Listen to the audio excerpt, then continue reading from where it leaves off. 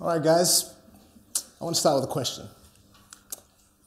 Have any of you ever had an assignment or a project that was due in a couple weeks, and instead of getting started on it straight away, like a good, organized person,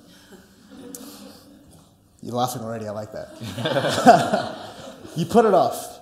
Days go by, weeks go by, and then you've got 24 hours. And the entire time this is happening, you've got a little voice in your head that's saying, you know what, it'll be cool, it's gonna be fine, I've done this before, future Gavin can worry about it. It's gonna work out. Let me see some hands if you've ever had a similar experience. All right, I see a few people relating to me, I like that. A couple of you guys vow silence as well, all right, I get it, I get it. But the problem with that way of thinking is that tomorrow turns into today, and next week turns into this week, and before you know it, you're left with not much time left after that, really. So my story of origin comes from Tanzania.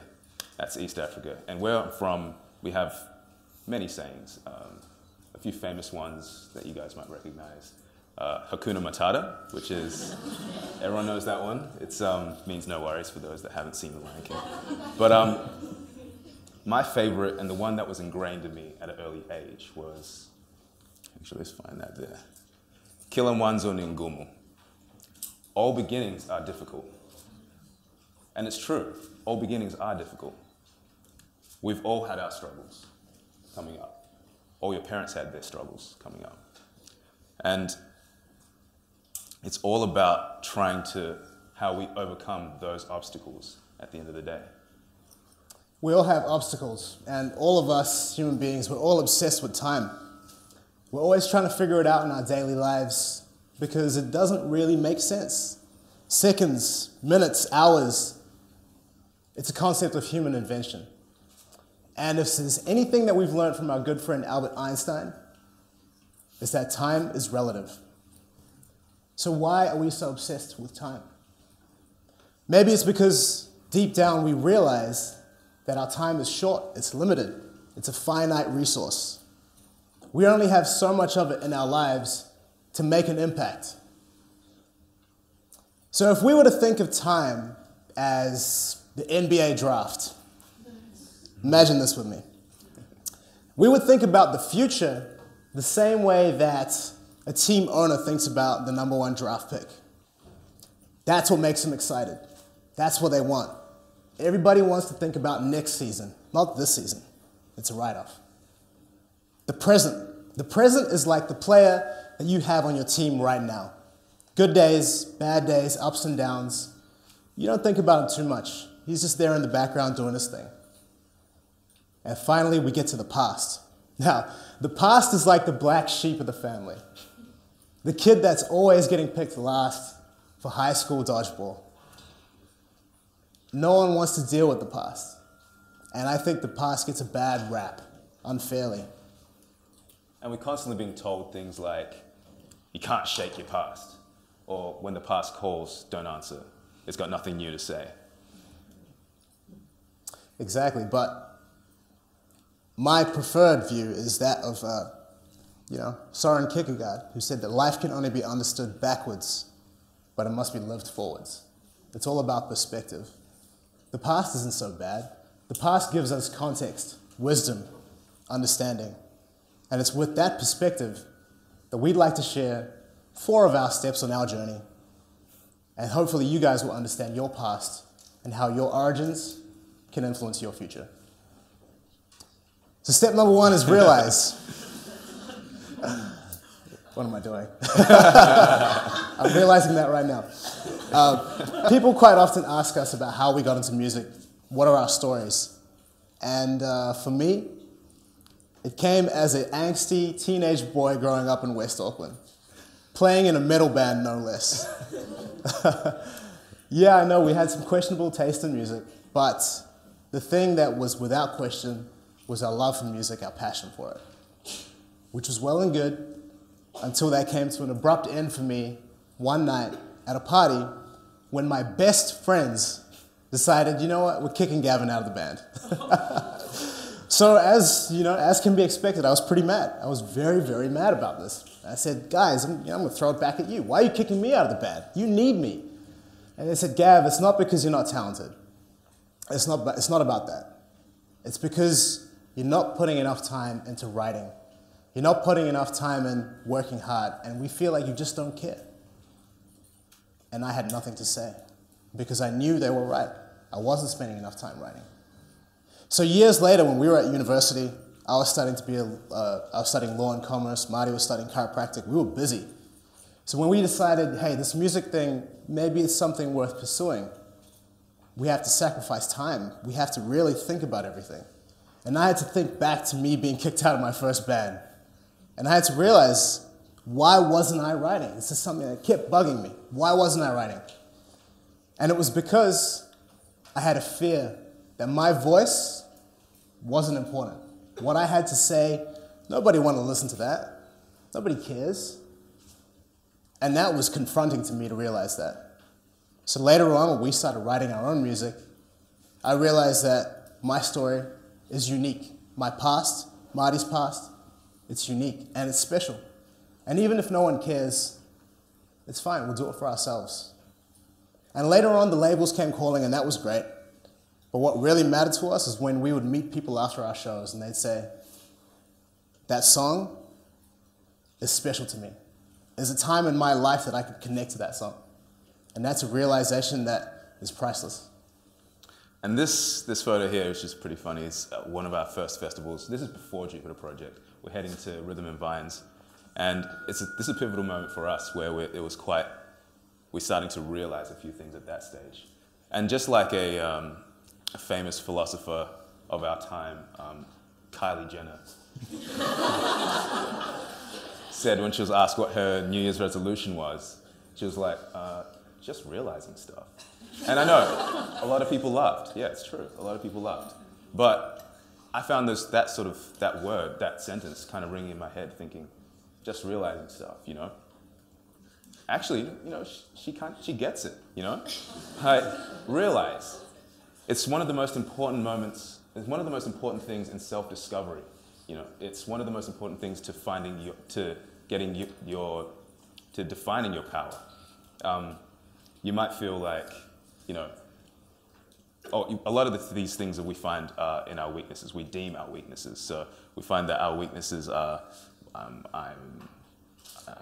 know, my accent, or, you know, my height, or my weight, or all these things are preventing me from X, Y, Z.